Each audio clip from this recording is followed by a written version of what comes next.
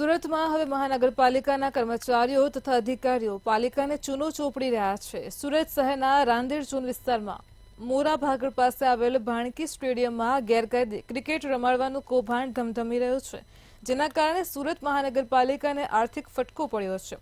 આવા ભ્રષ્ટ અધિકારીઓ સામે પાલિકા આંખ આડા કાન કરી કાર્યવાહી કરવાને બદલે તેઓને છાવરી રહી છે, જેના કારણે લેભાગુ તત્વો પોતાના ગજવા ભરી રહ્યા છે। આ સમગ્ર કેસમાં પાલિકાને આર્થિક ચૂનો ચોપડનાર અને પોતાના ગજવા ભરનાર સામે કાયદેસરની કાર્યવાહી કરશે કે કેમ તેવા અનેક સવાલો ઉભા થયા છે।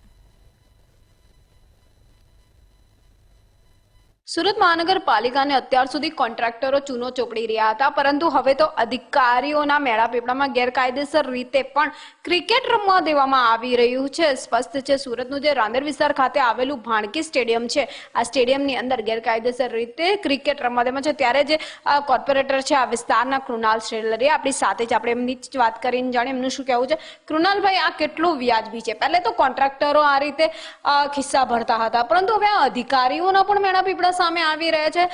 ભાણકી સ્ટેડિયમ કોઈ નાની વસ્તુ નથી અને ત્યાં આ રીતે ક્રિકેટ પૈસા આપીને રમવામાં આવી રહ્યું છે। શું સુરત મહાનગરપાલિકાને એક પણ રૂપિયાનો જે ખોટ કરાવતો માણસ હોય અને ખોટ કરાવવાની વાત હોય એ તદ્દન ખોટી છે।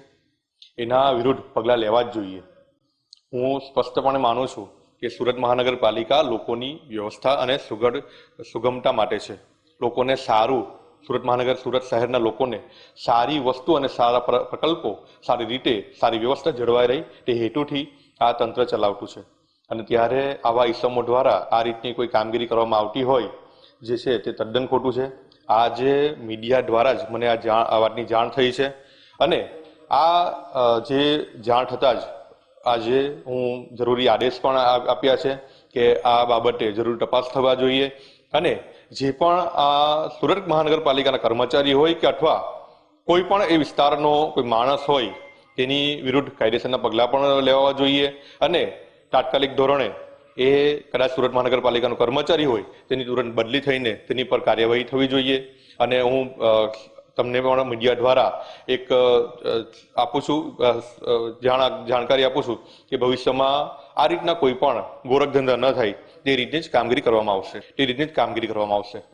તો આ હતા કોર્પોરેટર કૃણાલ શ્રેલર, જેમણે સ્પષ્ટ જણાવ્યું છે કે જો પણ આ રીતે કોઈ ગેરરીતિ જણાશે કે પછી આ સ્ટેડિયમ ખાતે ખરેખર કોઈ અધિકારી દ્વારા આ રીતે પૈસા લઈને ગેરકાયદેસર રીતે ક્રિકેટ રમવા દેવામાં આવતું હોવાની જો તપાસ દરમિયાન ખબર પડશે તો ચોક્કસથી કડકથી કડક કાર્યવાહી કરવામાં આવશે। પરંતુ કેમેરામેન શોએબ શેખની સાથે રાબિયા સાલે, મંતવ્ય ન્યૂઝ, સુરત।